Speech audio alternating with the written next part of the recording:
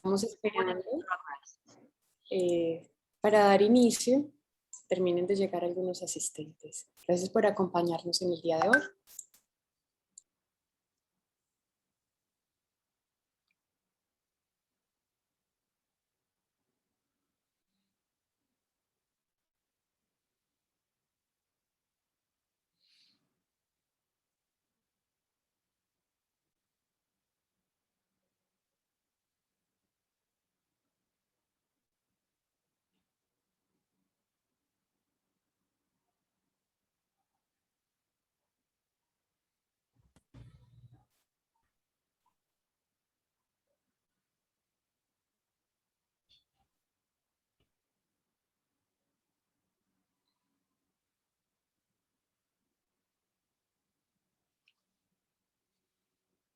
Profesor Andrés, ¿cómo estás?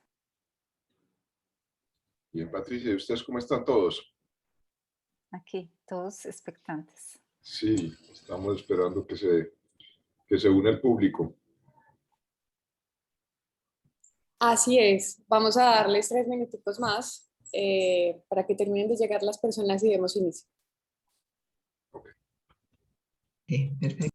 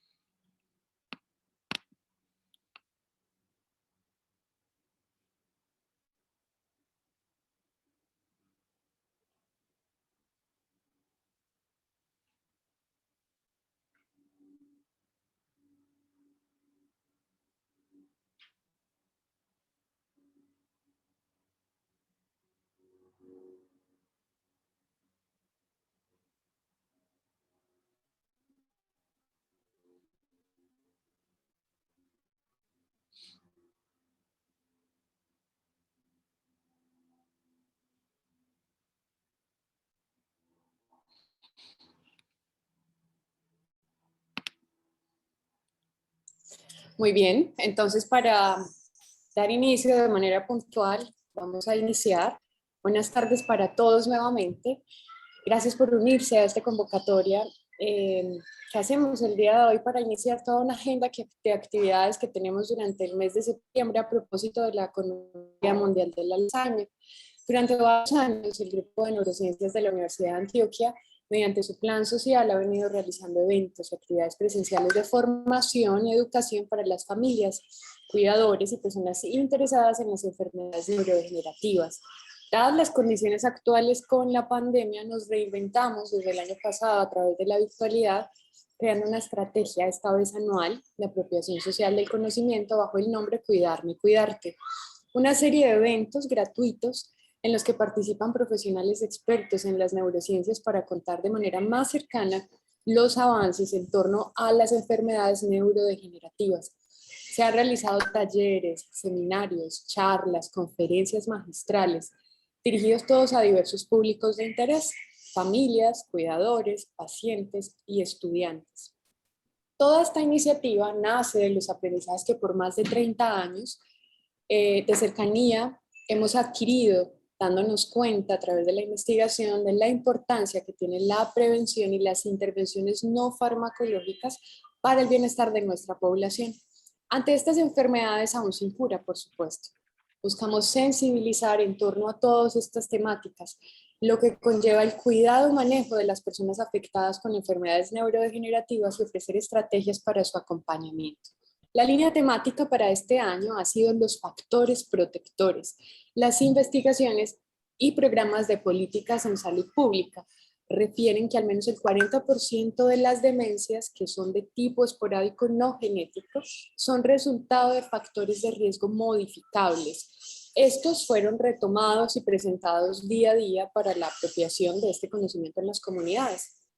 Le damos la bienvenida entonces a las personas que nos acompañan el día de hoy a esta mesa de ponentes, cada uno perteneciente a una línea de investigación del Grupo de Neurociencias de Antioquia. Empiezo por el coordinador, el doctor Francisco Lopera Restrepo. Él es investigador emérito, coordinador del Grupo de Neurociencias, médico y neurólogo, docente de la Universidad de Antioquia, con una subespecialización en neuropediatría de la Universidad Católica de Lovaina.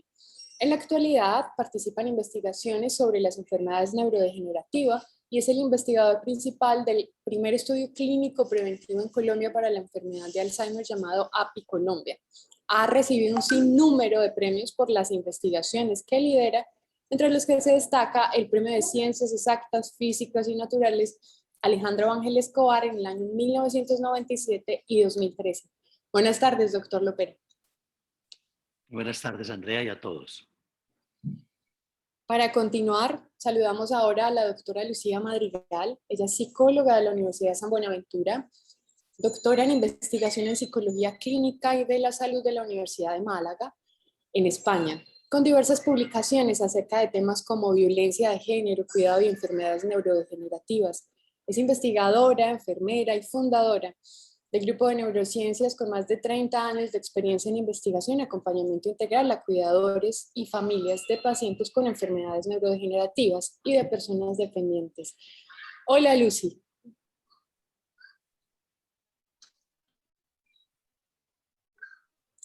Ok. Vamos a continuar con la doctora Patricia Cardona Gómez. Ella es bióloga, doctora en neurobiología, profesora de la Facultad de Medicina, investigadora del Grupo de Neurociencias de Antioquia de la Universidad de Antioquia y coordinadora del área de investigación en neurociencias de neurobiología. Saludo también al doctor Andrés Villegas. Él es médico, doctor coordinador del Biobanco del Grupo de Neurociencias, médico, con maestría en Ciencias Básicas Biomédicas de la Universidad de Antioquia y una maestría en Neurociencias también de la Universidad Internacional de Andalucía. Es doctor también en Neurociencias en la Universidad de Antioquia y coordinador del Neurobanco del GNA. Adicional, nos acompañan los doctores Vélez, Marlene Jiménez del Río, doctora en Ciencias Neuroquímica, profesora titular adscrita a la Facultad de Medicina de la Universidad de Antioquia e investigadora del Grupo de Neurociencias de Antioquia, con interés en las enfermedades neurodegenerativas como el Alzheimer y el Parkinson. Nos acompaña también el doctor Carlos Vélez Pato, doctor en Ciencias Neuroquímico, profesor titular adscrito también a la Facultad de Medicina e investigador del Grupo de Neurociencias de Antioquia con interés en las enfermedades neurodegenerativas también como Alzheimer y Parkinson. Ambos son los coordinadores del área de investigación de neurociencias y neuroquímica. Les extiendo entonces un saludo general a todos, bienvenidos, gracias por acompañarnos en este conversatorio que tiene como pregunta a resolver: ¿es mejor prevenir que curar? Ok. Me falta presentarles a quien liderará este conversatorio, el doctor David Aguillón. Él es médico del Grupo de Neurociencias de Antioquia. Estará acompañando y moderando todas las respuestas de todos estos ponentes que acabo de presentarles en este conversatorio. Bienvenidos a todos. Gracias, Andrea. Gracias por la introducción. Entonces, para empezar, les agradezco a todos los asistentes por acompañarnos en esta jornada y por vincularse a todas las actividades del Grupo de Neurociencias de Antioquia durante todo el año, en especial en este mes de septiembre. En este conversatorio vamos a discutir acerca de una pregunta: si es mejor prevenir que curar, y acerca de factores protectores en la enfermedad de Alzheimer. Y para empezar, quisiera proponerle al doctor Lopera que nos contara un poquito acerca de los términos prevención primaria, prevención secundaria y prevención terciaria, y con la evidencia actual y bajo la experiencia que él tiene, cuál es el mejor momento para intervenir población con riesgo de enfermedades neurodegenerativas. Bueno, para hablar de prevención primaria, secundaria y terciaria es necesario hablar primero de 3 momentos en la evolución de la enfermedad de Alzheimer, que son los siguientes. El último momento en la vida de una persona con Alzheimer es la demencia. La demencia es un estado que puede durar 10 o más años y se caracteriza porque la persona ha perdido la memoria, otras funciones cognitivas en un grado tal que requiere supervisión y cuidador, porque la persona ha perdido la autonomía y la independencia. Ese es el último estadio de la enfermedad. Antes de la demencia hay un estadio que puede durar 2 a 5 años y que llamamos deterioro cognitivo leve, o también algunos lo llaman Alzheimer prodrómico, que consiste en que la persona no tiene demencia, pero tiene amnesia, tiene problemas de memoria. La persona no ha perdido la autonomía ni la independencia, no requiere supervisión ni cuidador, pero tiene muchos problemas de memoria. Ese periodo es el periodo intermedio. Y antes del deterioro cognitivo leve tenemos un periodo que puede durar décadas, 10, 20 o 30 años, y que se llama Alzheimer asintomático o Alzheimer preclínico. ¿Por qué? Porque la persona no tiene demencia, no tiene amnesia, no tiene problemas de memoria, no tiene ningún síntoma, es una persona completamente normal, pero en su cerebro ya están ocurriendo los fenómenos patológicos de la enfermedad de una manera lenta y silenciosa. Entonces, de acuerdo a esos 3 estados, podemos hablar de tratamientos de prevención, terciario, secundario y primario. Bueno, ¿qué es un tratamiento terciario, de prevención terciaria? Es tratar personas que tienen Alzheimer prodrómico o deterioro cognitivo leve para evitar que lleguen a la demencia. Es decir, ya la persona está enferma, ya tiene síntomas y hacemos un tratamiento, cualquiera que él sea, farmacológico o no farmacológico, pero el objetivo será impedir que desarrolle demencia. Eso se llama prevención terciaria. Mejor que hacer prevención terciaria es hacer prevención secundaria. ¿En qué consiste la prevención secundaria? Consiste en tratar gente que no tiene síntomas, que no tiene demencia, que no tiene deterioro cognitivo leve ni problemas de memoria, está completamente sana, pero su cerebro ya tiene cambios patológicos de la enfermedad. Es lo que estamos haciendo en API Colombia. Entonces, tratando personas sanas que tienen ya alguna basura proteica depositada en su cerebro, usando un tratamiento que trata de limpiar esa basura para evitar que aparezcan los primeros síntomas de pérdida de memoria. Eso se llama prevención secundaria, el tratamiento de personas sanas en riesgo. Mejor aún que en la prevención secundaria, la prevención primaria, que consiste en tratar gente sana, igual que la prevención secundaria, pero que todavía no tienen la patología cerebral de la enfermedad. Es decir, en el cerebro todavía no hay basuras proteicas depositadas. Y entonces el tratamiento lo que busca es impedir que se produzcan las basuras o impedir que se almacenen en el cerebro y empiecen esa cascada de eventos de daño neuronal que después van a llevar a producir los síntomas. Esa es la prevención primaria. Y por último, pues tenemos el tratamiento paliativo, que no es preventivo, porque el tratamiento paliativo lo tenemos que seguir haciendo para las personas que ya tienen demencia, que ya están con la última etapa y de todas maneras requieren una intervención y requieren tratamientos para mejorar su calidad de vida. Muchas gracias, profe. Yo creo que con esta introducción podríamos darle paso a la doctora Patricia Cardona. Quisiera preguntarle por qué ella considera que es importante hablar de prevención en enfermedades neurodegenerativas. Bueno, primero que todo, un saludo muy especial a todos los que están conectados y gracias por las presentaciones que hicieron de nosotros. Bueno, a ver, yo creo que el punto más importante que hay que tener en cuenta es que nuestro organismo, cada parte de nuestro cuerpo, es como si fuera un pequeño, muy microscópico ladrillito que se va construyendo dependiendo de los hábitos de vida que nosotros tengamos. dependiendo de qué tipo de alimento tomamos, dependiendo de nuestros hábitos, incluso de relaciones emocionales, si nos dejamos cargar de estrés o si somos muy sedentarios. Entonces, todo eso nos lleva a que desde niños estamos ya expuestos al ambiente en términos de exposición también a humo de los carros, a las comidas chatarra que se comen ahora de papitas fritas, gaseosas, etcétera. Y si esas personas, esos niños, esos jóvenes, esos adultos jóvenes, toman como frecuente hábito estar consumiendo este tipo de alimentos y este tipo de rutinas que no son muy saludables, pues realmente no están evitando que su vida adulta mayor y su envejecimiento sea muy sano. Y lo hace mucho más susceptible para desarrollar diferentes tipos de enfermedades asociadas a este tipo de constituyentes con los que construyó los ladrillitos que hacen parte de su cuerpo, porque no van a ser los mismos siempre, sino que todo el tiempo van a estar tomando de nuestros alimentos y de nuestros hábitos y la capacidad de ir eliminando sustancias tóxicas.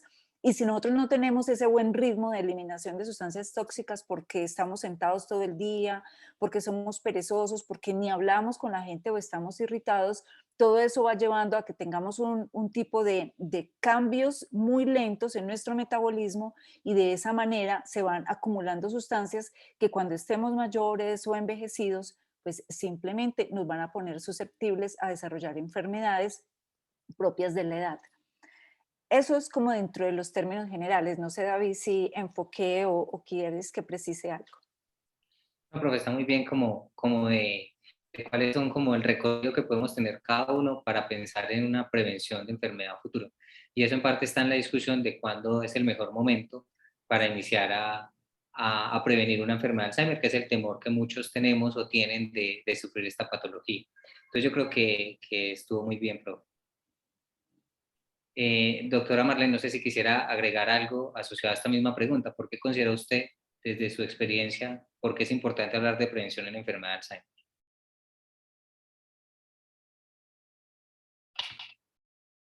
Creo que tiene el micrófono. Claro que sí.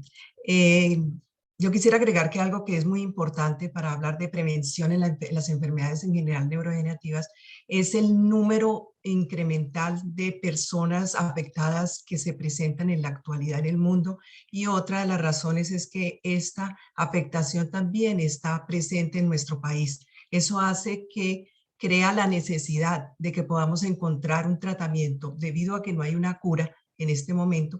La idea es crear una terapia preventiva temprana para que se puedan atender a estos individuos afectados, y para crear esta terapia temprana tenemos que conocer pues la enfermedad, y uno de los datos también muy importantes para poder conocer el desarrollo de las enfermedades neurodegenerativas es los estudios que podemos hacer in vitro y en modelos animales, los cuales nos crean, estos estudios nos van a permitir que podamos diseñar terapias preventivas tempranas.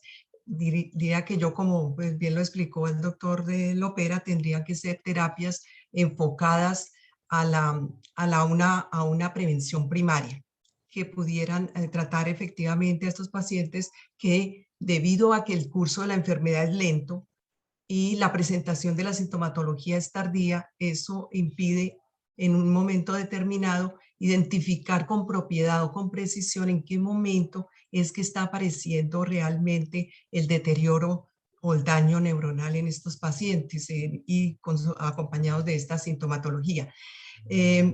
Pienso que por eso es importante cómo prevenir tempranamente esta enfermedad.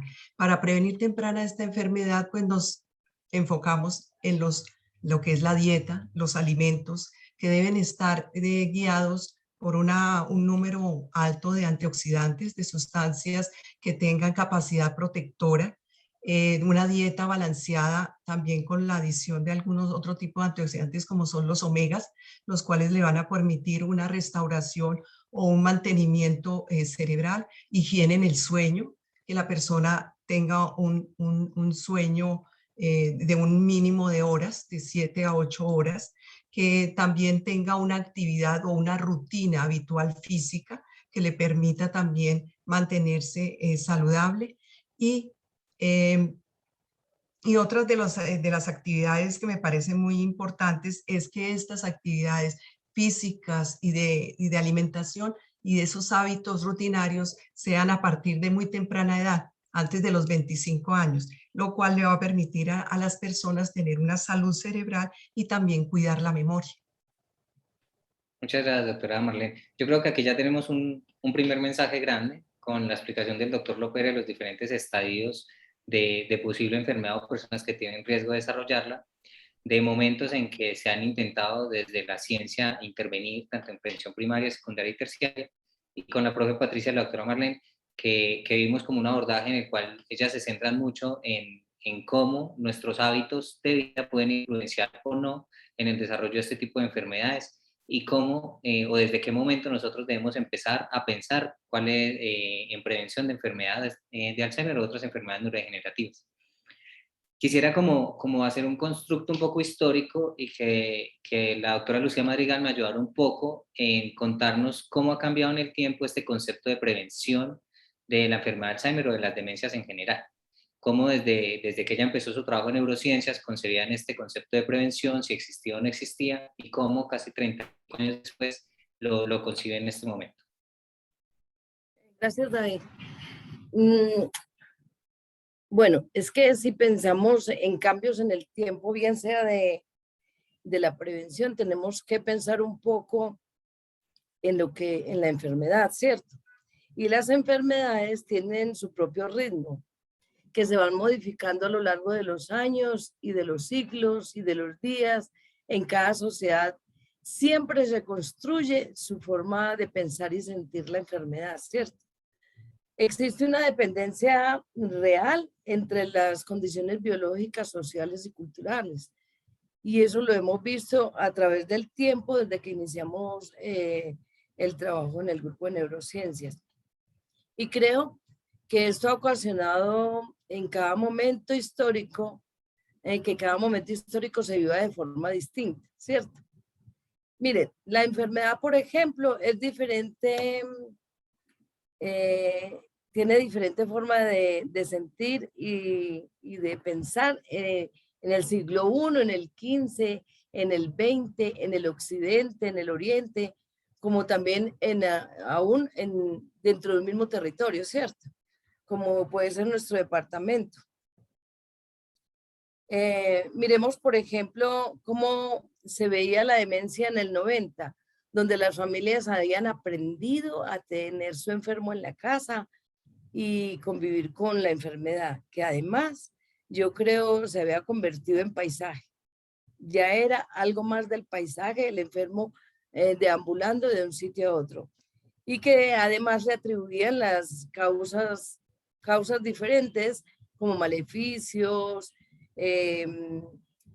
los habían embrujado, pero sabían que no tenía cura. Y hoy podemos decir, y hablo pues de las familias con la mutación paisa, que ha cambiado tanto que ya las familias saben que esto no es un maleficio, sino todas las familias y un porcentaje muy alto de ellas, sino que creen ya y entienden que es una enfermedad y que ese saber les ha dado a las familias, sino un medicamento, porque no lo hay, ni preventivo ni curativo, sí herramientas para mejorar la calidad de vida no solamente del enfermo, sino de las familias y de los cuidadores. Claro, lo común es que todos los sitios y zonas y países realmente tienen algo en común, que es que plantean aspectos que se hacen patentes en la forma de vivir y atender la enfermedad. En Colombia, por ejemplo, durante los últimos años el sistema de salud ha tenido muchas modificaciones y buenas. Son muy importantes y están orientadas al fortalecimiento de la atención integral, fundamentadas en las estrategias de atención en salud, trasladando la prioridad de la atención a la promoción de la salud y a la prevención de la enfermedad. Lo que lleva a pensar que hoy por hoy se considera al ser humano Muy seguramente antes lo consideraban igual, pero no se había hecho tan consciente desde una perspectiva biopsicosocial, interrelacionando además, que es muy importante, la promoción, la prevención, el tratamiento, la rehabilitación y la reinserción social. Pues la prevención implica promover la salud, diagnosticar y tratar oportunamente a un enfermo. También rehabilitarlo y evitar complicaciones o secuelas de un padecimiento, sea cual sea, mediante sus diferentes niveles de intervención, bien sea con medicamentos o alternativas no farmacológicas, como puede ser la educación, la orientación, la intervención clínica, y lo hablo desde la psicología, la rehabilitación o la psiquiatría, y la rehabilitación o reaprendizaje de funciones, ¿cierto? O de actividades. Y no es que si no hay cura o tratamiento curativo, preventivo, no se puede hacer nada con los enfermos, sea demencia, sea un Parkinson, sea un Huntington, sea una persona dependiente por otro tipo de enfermedad. Sí hay muchas cosas que hacer, y esas cosas que hacer son para prevenir males más grandes, bien en el cuidador o en el enfermo. Lo importante es brindar calidad de vida. Gracias. Gracias, Lucy. Doctor Villegas, no sé si usted nos quiera complementar un poco, asociado a esta misma pregunta, de cómo ha cambiado este concepto de prevención en la enfermedad de Alzheimer. Y adicional, si vale la pena o no hablar de estrategias no farmacológicas para prevenir estas enfermedades. Sí, yo creo que es muy importante lo que mencionaba Lucía. Pues antes se tenía un concepto en estas enfermedades y todavía lo encontramos mucho, la idea de que era un maleficio o que había cierto embrujo o todo ese tipo de cosas. Y aún lo encontramos mucho en muchas partes que le atribuyen muchos de los síntomas de alucinatorios o de catalepsia o cosas así por el estilo a fenómenos de brujas y demás. Se tomaba como forma de prevención, pues como no había más, la gente y daban conceptos religiosos, entonces pues se apegaba mucho a la religión. Y pues sigue siendo así aún. Pero realmente la prevención es muy importante por muchísimos factores. Uno es porque estamos con unas enfermedades que son devastadoras. O sea, la persona que tiene esta enfermedad no solamente afecta al individuo que la sufre, sino que poco en la dinámica familiar y en muchos aspectos, física, en la forma en que vemos a ese ser querido, económicamente. Entonces, el daño es grandísimo. Otro aspecto ya lo mencionaban antes, y es la prevalencia de estas enfermedades. Son enfermedades extremadamente comunes. O sea, y no solamente eso, sino que están directamente relacionadas con el envejecimiento. Entonces, nosotros mismos, todos, tenemos una muy alta probabilidad de sufrir esta enfermedad dependiendo a qué edad lleguemos. Entonces, realmente la importancia de la prevención es altísima. Farmacológicamente, desgraciadamente, aunque tenemos medicamentos que ayudan para el manejo de esta enfermedad, pues no existe ningún medicamento curativo. Se ha visto que aunque se han propuesto algunos medicamentos a nivel profilácticos, digamos como preventivos, o que puedan ayudar a retrasar la enfermedad, pues aún no carecemos de un medicamento o algún fármaco que pueda impedir que alguien se vaya a enfermar de esta enfermedad. Entonces, pues lo único que tenemos y la herramienta más poderosa que tenemos es el acumulado de conocimientos que se han tenido hasta la fecha de qué cosas pueden retrasar o prevenir, aunque sea en alguna medida, estas enfermedades. Y por eso es que debemos tener en cuenta y aprovechar al máximo todos estos conocimientos. Yo diría que el avance más grande que ha habido en el mundo en investigación en estas enfermedades es precisamente la suma de todos esos conocimientos de todos esos grupos de investigación alrededor del mundo que han aportado cada uno su granito de arena, indicando que tal elemento sirve o que han mostrado resultados que indican que puede haber algún grado de protección o que esto puede afectar la enfermedad. Gracias a esa construcción de conocimientos, pues hemos avanzado mucho y no estamos con las manos vacías. O sea, les podemos decir a las personas que si tienen ciertas conductas, pues no le podemos garantizar que no se vaya a enfermar, pero que se ha visto que esas personas que siguen ese tipo de comportamientos, pues reducen o atrasan la aparición de estas enfermedades. Entonces, realmente es fundamental hablar de prevención en este tipo de enfermedades. Profe, muchas gracias. Yo creo que ahí va otro mensaje súper grande, es que la construcción de un envejecimiento exitoso empieza desde la juventud, inclusive desde la misma niñez, porque en este caso, y actualmente hay muchos casos de obesidad infantil que tendrán una repercusión también en la vejez, ¿cierto? Entonces, esa construcción de un envejecimiento exitoso, un envejecimiento saludable, debe empezar desde muy temprano. Y quizás todos los que estamos en este conversatorio es porque hemos tenido contacto con pacientes con enfermedad de Alzheimer. Sin embargo, hay mucha población que quizás no ha tenido este contacto, pero igual tiene el mismo riesgo. Entonces, esto es algo que debemos como promulgar mucho, que es la prevención. Siguiendo con esa línea que nos contaba el doctor Lopera también, de unas basuras proteicas y una serie de situaciones que están ocurriendo en el cerebro, la enfermedad de Alzheimer ha tenido un crecimiento exponencial en cuanto a conocimiento de investigación acerca de su biología y ha permitido el conocimiento de diferentes biomarcadores que han logrado explicar el porqué de la enfermedad de alguna manera y han sido blancos de algunas propuestas de medicamentos que se han lanzado en ensayos clínicos. Quisiera preguntarle al doctor Carlos Vélez, desde el enfoque en ciencias básicas sobre prevención de enfermedades neurodegenerativas, cómo ha impulsado o impactado el descubrimiento de estos biomarcadores en este tipo de enfermedades. Sí, muchas gracias. Bueno, yo quisiera que antes de comenzar a explicar las implicaciones y los avances, quisiera definir qué es un biomarcador. Un biomarcador es cualquier indicador biológico de una situación que está ocurriendo, en este caso, en un paciente.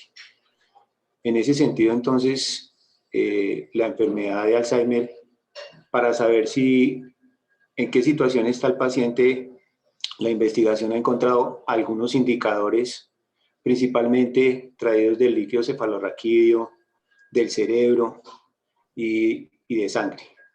Entonces, con estas tres fuentes de esas moléculas, nos van a decir qué tanto está el enfermo o en qué situación biológica puede estar. Y básicamente se han determinado tres biomoléculas, por así decirlo. Una, el beta-amiloide, del cual ya el doctor Lopera lo relacionó como una basura, y efectivamente probablemente es un desecho que tiene una función dentro del sistema biológico, mental. Tenemos también otro biomarcador que es la proteína tau, indicadora cuando se encuentra en altas concentraciones en líquido cefalorraquídeo o en sangre, se puede determinar un grado alto de neurodegeneración porque esta proteína se encuentra precisamente dentro de las neuronas. Y también tenemos un último marcador que es neuroinflamación. Básicamente haciéndole seguimiento a citoquinas proinflamatorias. Son básicamente moléculas que tratan de defender el cerebro de los insultos, de esa basurita del beta-amiloide, que normalmente se acumula en el cerebro, y responden las células secretando ciertas moléculas de alerta para defensa de las neuronas dentro del mismo cerebro. Desafortunadamente, el sistema, como ya está sobrecargado de esta proteína beta-amiloide, pues las señales se hacen demasiado grandes, demasiado evidentes y atacan en cierta forma las mismas neuronas. Yo creería que haciendo un cruce de cuantificación objetiva de todos estos llamados biomarcadores, se podría entonces determinar el estado o situación patológica en la cual está el paciente. Obviamente que en el momento presente diría yo que el único o uno de los marcadores que son rastreables con alta fidelidad sería la proteína tau fosforilada. Básicamente porque, como les decía, cuando se destruye la neurona, estas moléculas circulan en el cuerpo de la persona y se encuentran en altas concentraciones. Entonces, con respecto a los no afectados, pues se encuentran diferencias. Y básicamente los estudios se hacen de forma estadística y comparativa, porque se tiene un estado de personas que aparentemente están normales y se comparan todos estos biomarcadores, los tres principalmente que acabo de mencionar, y así se pueden determinar valores objetivos propios de la misma enfermedad. Entonces, toda esta búsqueda de estos indicadores ha tenido un avance importantísimo, todavía no definitivo dentro del diagnóstico de la enfermedad, pero sí ha dado, como algunos de ustedes han mencionado, un conocimiento mucho más aproximado para poder diagnosticarle a un paciente la enfermedad. Y obviamente que la búsqueda de biomarcadores, aparte de tener un objetivo de búsqueda de estado biológico de la persona, pues nos serviría también como un indicador cuando se apliquen terapias de qué tan efectivas puedan llegar a ser en el tratamiento de estos pacientes. Muchas gracias, doctor Vélez. Doctora Patricia, quisiera hacer la misma pregunta desde su área de trabajo, desde sus investigaciones, cómo el hallazgo de todos estos biomarcadores han impulsado estas ideas de investigación o estos proyectos. Bueno, yo creo que lo que dijo el profesor Carlos está bastante ilustrativo de qué es un biomarcador, cuáles son los más frecuentes pues, que se han tratado de bloquear con diferentes tipos de terapias, como los agregados o proteínas pues basura, como llama el doctor Lopera, o procesos inflamatorios en el cerebro, ¿cierto? Sin embargo, yo quisiera como complementar en un aspecto de recrear un poco las células del cerebro como una maquinaria, como una fábrica. Y esa fábrica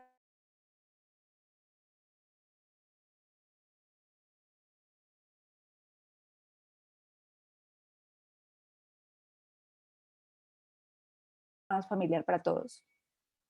Entonces, si empezamos a ver en la parte de atrás de la fábrica que hay un montón de regueros, que hay un montón de basura acumulada, que no está pasando alguien a recogerla, que luego hay malos olores, etcétera, pues entonces pensamos inmediatamente, ahí está pasando algo, ¿cierto? En esa fábrica no están siendo suficientes o los empleados para poder producir las gaseosas o empacarlas, o los limpiadores están de huelga y entonces no están pudiendo ser eficientes para sacar toda la basura que se produce. Bueno, algo está pasando. Entonces el biomarcador, como muy bien lo decía el profesor Carlos, nos va a indicar como antes de que ocurra el evento, digamos, catastrófico de toda esa cantidad de basura que no se puede limpiar y que hay que llamar a los bomberos para que nos ayuden, qué es lo que está empezando a dar indicios que hay un mal funcionamiento. Ya hablando nuevamente del cerebro y de la sangre, que sería uno como de los dos protagonistas, en poder detectar a nivel sistémico, sin ir a romper, digamos, el cráneo, ir a mirar dentro del cerebro, lo cual ha sido muy controversial, y siempre cualquier terapia que implique acceder al cerebro es evaluada con mucha cautela y no pasa fácilmente los estudios. Entonces se intenta mirar qué de lo que de esa maquinaria cerebral está yendo a la sangre para poder decir, mira, empezó a funcionar algo mal en el cerebro. Bien, que los biomarcadores que hasta el momento como que han sido la guía de decir está funcionando mal esa maquinaria, son los agregados de proteínas.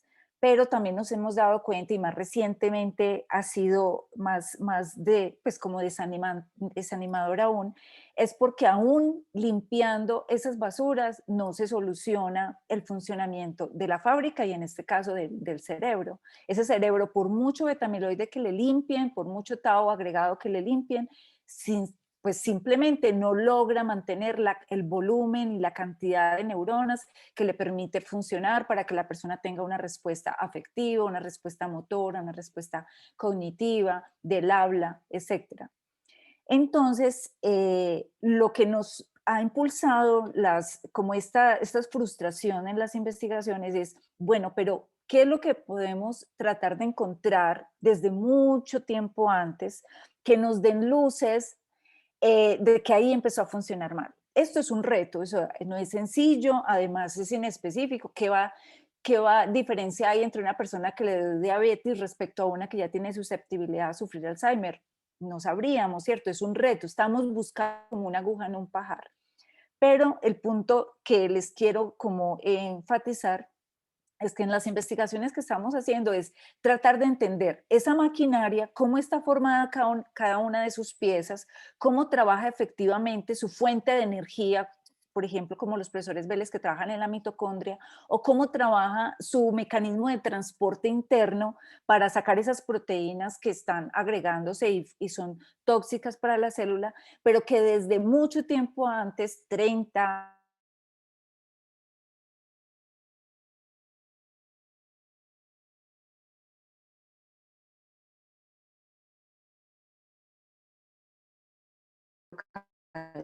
color. Entonces, los constituyentes de digan, hombre, ¿qué es lo que está fallando? ¿Cuáles son esos diferentes agentes? No solamente proteínas, sino lípidos, grasas, carbohidratos, que son como los diferentes elementos de fuente energética del cuerpo, que nos den luces de qué es lo que se está empezando a alterar para poder diseñar terapias que nos ayuden de manera muy oportuna a evitar que las personas entren a la fase 2, en este caso que podamos hacer prevención primaria y evitar que tengamos que hacer prevención secundaria y por supuesto terciaria, como lo explicaba el doctor Lopera. Muchísimas gracias, doctora Patricia. Yo creo que quedó muy claro que la búsqueda del grupo de neurociencias y del área de ciencias básicas es encontrar biomarcadores muy tempranos. Inclusive desde el área clínica hacemos lo mismo, de intentar buscar biomarcadores tempranos en personas sanas que nos logren predecir quién tiene un riesgo mayor de desarrollar la enfermedad, con el objetivo de generar estrategias de prevención en esa población y evitar o retrasar su inicio. En ese sentido, doctor Lopera, quisiera como aprovechar el espacio con este recuento de biomarcadores que acabamos de hacer y de posibilidades dentro de toda esa dinámica fisiopatológica de la enfermedad, que nos haga un recuento breve de las medidas farmacológicas que se han hecho o que ha tenido el mundo en acercamientos para la prevención de la enfermedad de Alzheimer, y que nos termine contando un poquito de aducanumab, que es una pregunta que nos hicieron en el chat acerca de ese medicamento, ¿cierto? Si está disponible en Colombia, ¿no? ¿Cuáles son las características de aducanumab? Bueno, hay tres cosas fundamentales en los biomarcadores de la enfermedad de Alzheimer. En la enfermedad de Alzheimer hay tres biomarcadores claves que se llaman ATN. A significa amiloide, T, tau o taupatía, y N, neurodegeneración.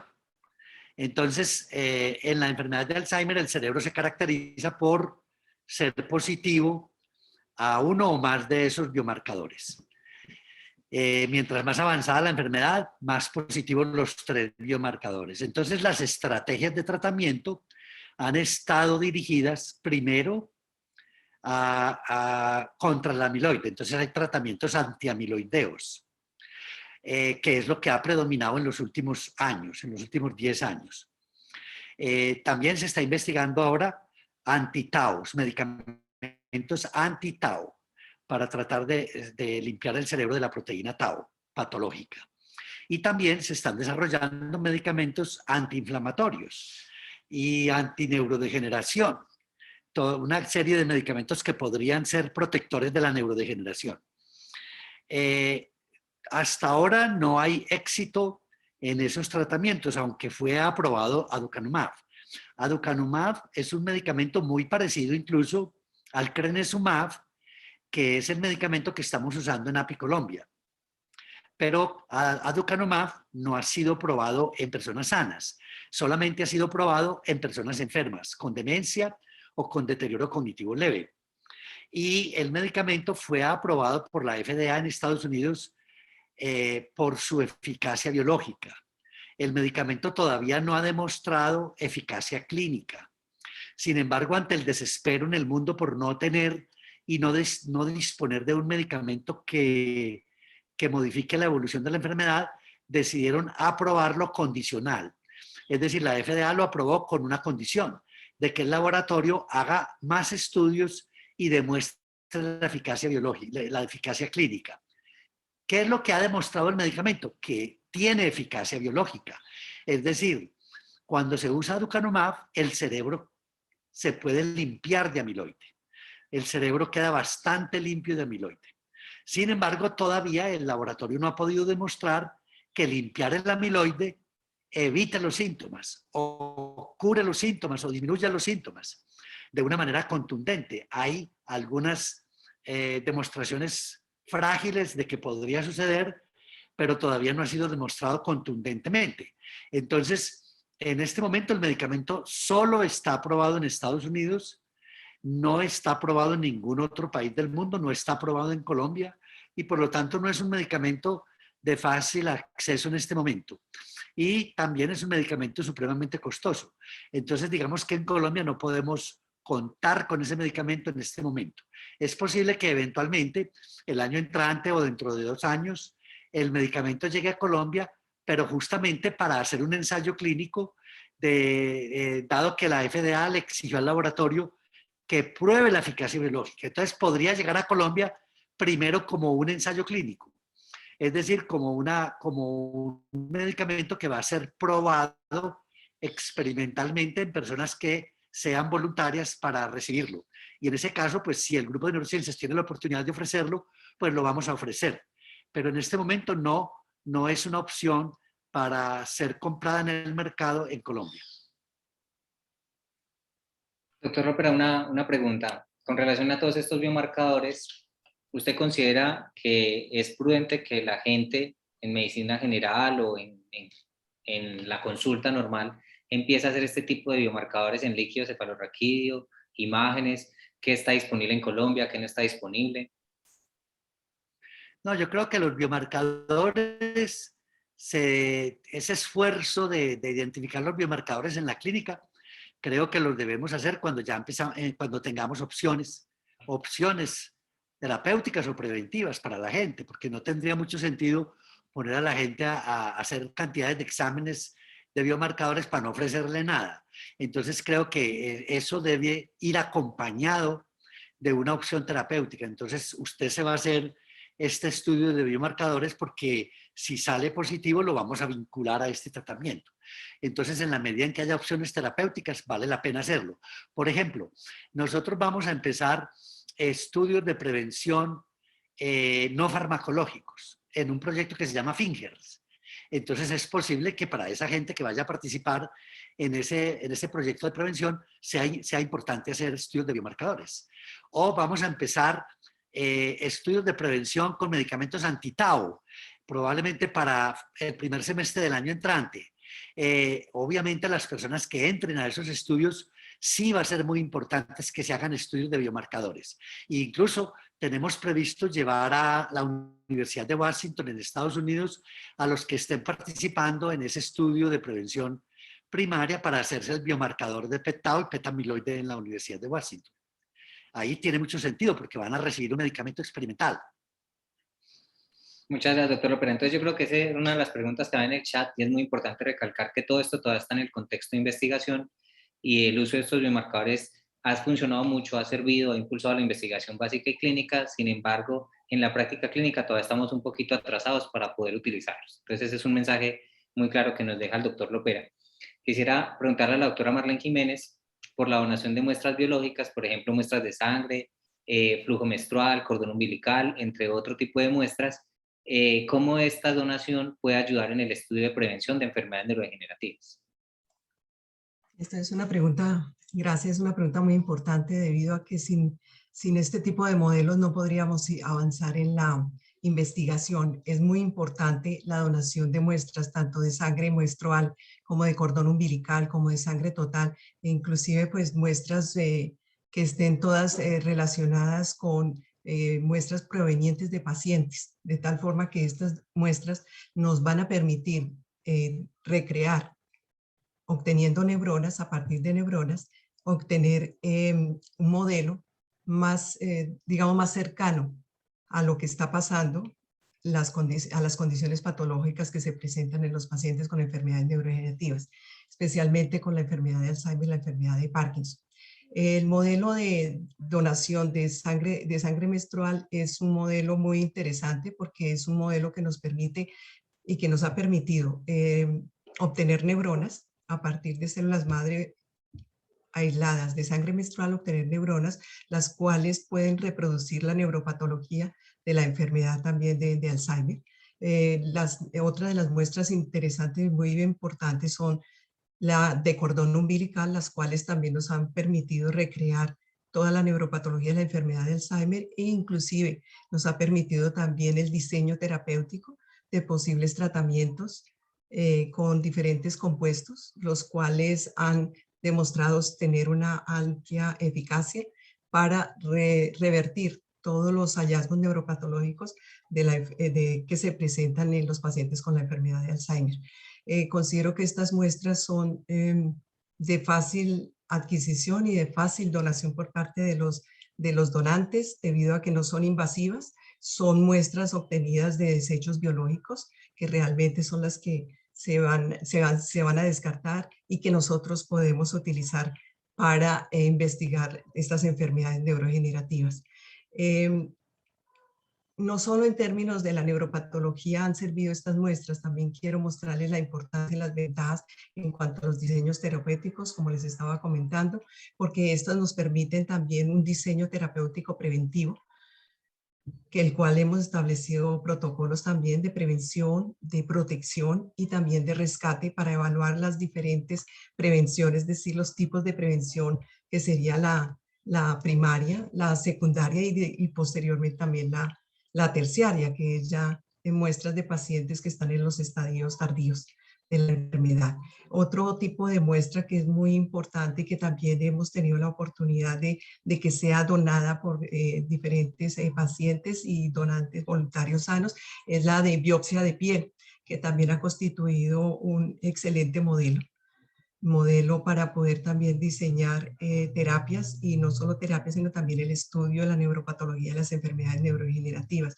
Yo pienso que esta es una gran oportunidad para poder también aprovechar e invitar a todos los audientes, o sea, los cuidadores, los familiares y los pacientes de estas, que presentan estas enfermedades neurodegenerativas, a que nos donen muestra de estos tipos de tejidos, de estos tejidos, y podrían contactarse directamente pues con nosotros.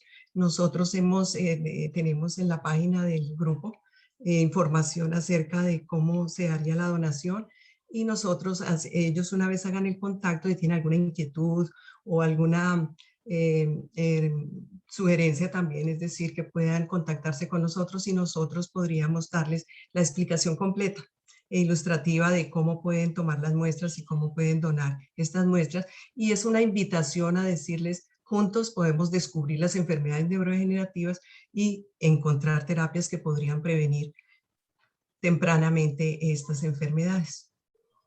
Muchas gracias, doctora Marlene. Y quisiera extender la pregunta al doctor Villegas, como coordinador del único neurobanco que hay aquí en Colombia, de cuál es la importancia de la donación de cerebros o otras muestras o de líquido cefalorraquídeo para buscar factores protectores o hablar de prevención de enfermedad de Alzheimer.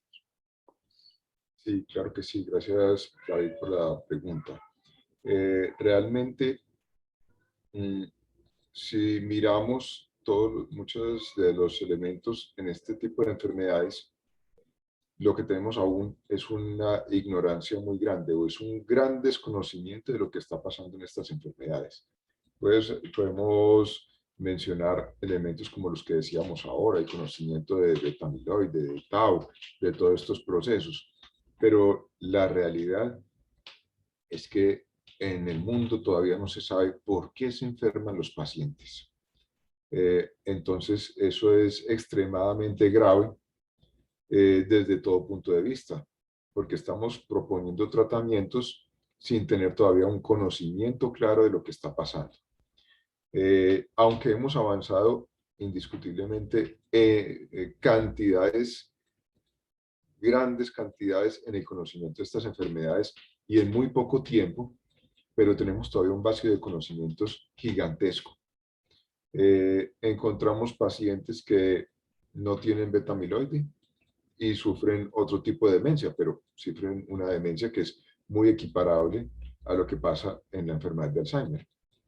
Tenemos pacientes, como lo mencionaba ahora Patricia, se les puede quitar del beta-amiloide y aún así sufren la enfermedad. Tenemos muchas taupatías, o sea, tenemos un grado de desconocimiento muy grande.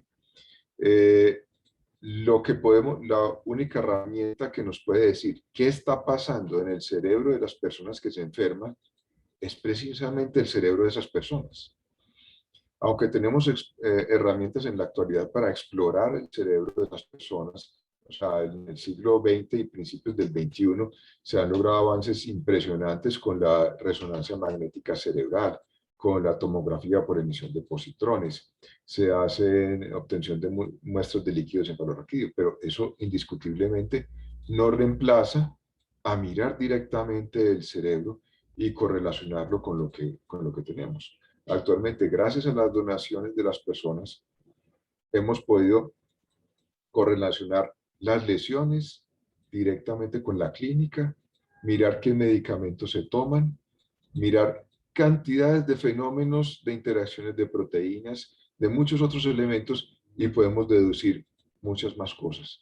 Entonces, realmente si queremos encontrar una solución a estas enfermedades, pues desgraciadamente tenemos que acudir a ese tipo de muestras y vamos a seguirlas requiriendo y yo siempre que nos donan un cerebro, yo les digo, esto es un granito de arena, pero créanme que es un verdadero grano de arena en encontrar una solución a estas enfermedades. Entonces, realmente es un resultado directo. Estas enfermedades fueron descritas estudiando los cerebros de las personas que murieron con estas enfermedades, estudiando los cerebros de las personas que mueren con estas enfermedades e incluso los que mueren de otras enfermedades, porque necesitamos comparar estos cerebros con las personas que no la tienen, nos están dando elementos enormes para proponer tratamientos, no solamente terapéuticos, sino también preventivos. Porque si decimos que prevenir la enfermedad es hacer un buen cuidado de la parte cardiovascular del individuo o de las glicemias, de la diabetes, pues obviamente tenemos que mirar el cerebro de una persona que sea diabética y de uno que no sea para poder indicar si realmente están ocurriendo esos cambios o no. Entonces, son herramientas de una gran importancia. Y pues yo aprovecho, como siempre, a agradecer a todas las familias que han tenido ese desprendimiento hacia nosotros de brindarnos algo tan valioso como es el cerebro de un ser querido. Yo digo que nosotros en realidad no somos dueños de ningún banco de cerebros. Son las familias las que han donado, las que son verdaderamente dueñas del banco de cerebros. Porque nosotros lo único que hacemos es administrar lo que nos dan para tratar de sacarle el mayor provecho posible. Entonces, realmente son cosas que nos han brindado y que están dando frutos y que van a seguir dando frutos durante muchos años. Muchas gracias, profe. Yo quisiera aprovechar, no sé si la doctora Marlene o el doctor Carlos nos pueden contar de pronto un poquito de la experiencia de modelos celulares, modelos animales que han utilizado para buscar factores protectores o entender un poco la enfermedad que finalmente ayude en ese camino de la prevención. Bueno, adelante.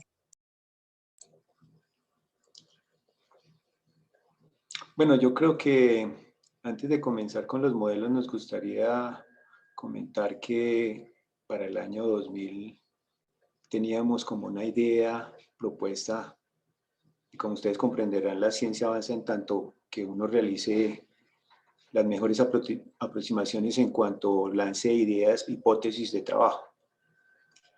Hacia el año 2000 nosotros nos propusimos una hipótesis de trabajo y era que el estrés oxidativo como tal es un evento dañino propio a la neurona. Entonces, como en la enfermedad de Alzheimer se producen ciertas basuras, la proteína beta amiloide era la causante, o se dice que es la causante de esos daños internos dentro de la neurona. Y durante los últimos 20 años hemos estado trabajando en esa hipótesis sin realmente poderla demostrar de forma convincente. Queriendo decir con esto, de que tuvimos que llegar primero que todo a recrear la enfermedad lo más cercanamente posible a ella, utilizando tal vez uno de los mejores modelos que hemos podido encontrar, y es las células mesenquimales estromales de cordón umbilical. Estas células, por sus características inmaduras, pueden transdiferenciar o convertirse en neuronas con unos tratamientos especiales que se hacen a nivel del laboratorio, y para nuestra sorpresa, estas células especializadas lograron producir lo que fue el beta amiloide, la proteína tau, daño mitocondrial, en fin, todo lo que en 40 años puede uno observar en un paciente, lo recreamos en 10 días. Entonces, esto nos dio la posibilidad de explorar y confirmar si el estrés oxidativo estaba jugando un papel importante en la enfermedad. Y efectivamente encontramos que en paralelo a la producción de beta amiloide en estas células se produce simultáneamente un evento dañino hacia los organelos internos de la neurona. Y en el tiempo también se produce los daños posteriores, que son la fosforilación de la proteína tau y algunos marcadores que nos dicen que la neurona efectivamente está muriendo. Entonces, en ese sentido, el modelo de derivadas de este cordón umbilical, estas sangres de cordón umbilical nos proporcionan entonces un modelo muy cercano a lo que está ocurriendo en las neuronas de estos pacientes. Gracias a que la doctora Marlene últimamente propuso que también se podrían derivar neuronas de sangre menstrual, para nuestro avance en este sentido de comprender un poco más la enfermedad, encontramos que efectivamente también se encuentran células mesenquimales con la característica también de que se pueden transdiferenciar o formar neuronas similares a las que se encuentran destruidas en los pacientes de Alzheimer.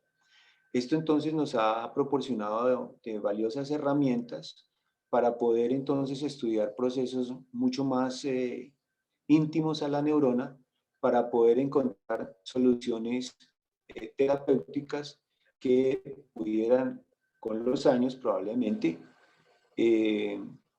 otorgárselos y ofrecérselos a las personas que padecen del Alzheimer. Entonces, para nosotros estos modelos han representado un grande avance, porque hemos podido en poco tiempo recrear una enfermedad multifactorial, complicada, compleja. Obviamente que aquí también sacrificamos elementos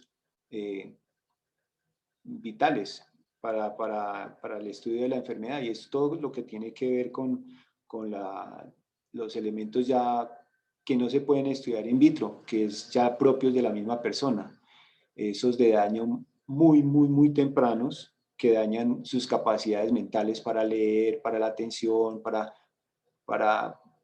cosas que realmente el modelo no podría ofrecer. Entonces el modelo prácticamente es una sustracción que estamos haciendo, una forma muy resumida de lo que ocurre en el cerebro de los pacientes en un muy corto tiempo.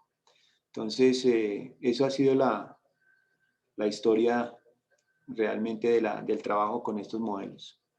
Muchas gracias, doctor Vélez. Doctora Marlene, ¿quiere complementar algo? Quisiera agregar algo que dijo, adicionar a lo que muy bien expuso el profesor Vélez, y es que este modelo de sangre menstrual no solamente nos ha servido para recrear o transdiferenciar a obtener neuronas, sino también para obtener astrocitos en corto tiempo.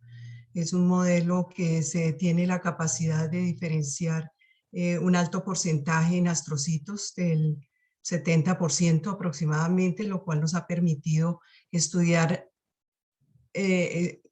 los procesos, digamos los procesos de inflamación en presencia de neuronas mutadas, 280 y mostrar cómo esta activación puede liberar o activar interleuquinas proinflamatorias. Por lo tanto, digo que este es un modelo excelente para obtener. Además, es un modelo disponible, digamos que no es un modelo finito o no tenemos que esperar mucho tiempo para poder obtener una nueva donación de muestra de sangre menstrual, como ocurre con el cordón umbilical, que lógicamente tenemos que tener un tiempo más prolongado de espera para la donación. En ese sentido, creo que estos modelos, y hemos demostrado que estos modelos constituyen unos modelos excelentes para poder recrear la neuropatología de la enfermedad. Lógicamente que la idea es un reto más, es poder estas células, poderlas obtener a partir de ellas neuroesferas y posteriormente organoides, que ese sería el fin que queremos obtener para poder recrear todos los marcadores neuropatológicos de la enfermedad en un solo modelo in vitro, y así poder dar respuesta a los mecanismos de señalización que están ocurriendo en corto tiempo, recreando la enfermedad de una evolución de 10 a 12 años, las enfermedades neurodegenerativas. Muchas gracias, doctora Marlene. Gusto. Doctora Patricia, quisiera como también conocer parte de su experiencia y todo su trabajo en su línea de investigación. Hay recorridos para saber qué hace la enfermedad en las neuronas, pero también hay investigaciones que quieren mirar cómo ciertos factores de riesgo pueden influenciar o no en la neurona, en el astrocito, en esa dinámica o en ese ambiente, esa unidad neurovascular. Entonces quisiera que nos contara un poquito acerca de su experiencia en este campo, por favor. Gracias, David, por la pregunta. Bueno, realmente nosotros con los modelos animales de enfermedad de Alzheimer, son unos ratoncitos que son modificados genéticamente y desarrollan pues toda la progresión del deterioro cognitivo, los agregados en el cerebro, los procesos inflamatorios. Entonces, con estos ratoncitos hemos logrado estudiar diferentes tipos de terapias farmacológicas derivadas de productos naturales para mirar cómo se puede reducir estos agregados y si la función cognitiva y motora de estos ratones también mejora. La respuesta ha sido favorable, ha sido buenísima.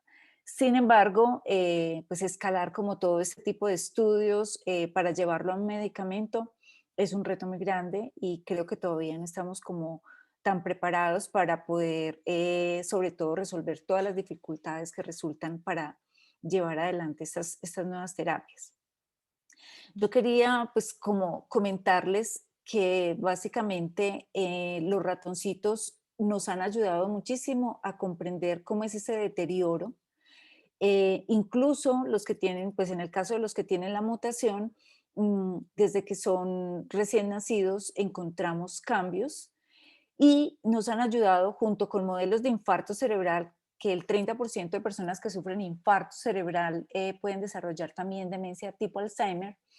Hemos encontrado que el ambiente común en estos dos tipos de demencia, la de directamente por alteraciones en mutaciones, en genes que producen la enfermedad, como por alteraciones en el cerebro debido a un infarto, porque se le obstruyen las arterias por algún tipo pues en el caso de aterosclerosis o por algún tipo de proceso inflamatorio, se vasoconstriñen, o sea, se cierran los vasitos, deja de llegar oxígeno al cerebro. Esto también predispone a desarrollar la enfermedad de Alzheimer en un tiempo, digamos, mucho más prolongado.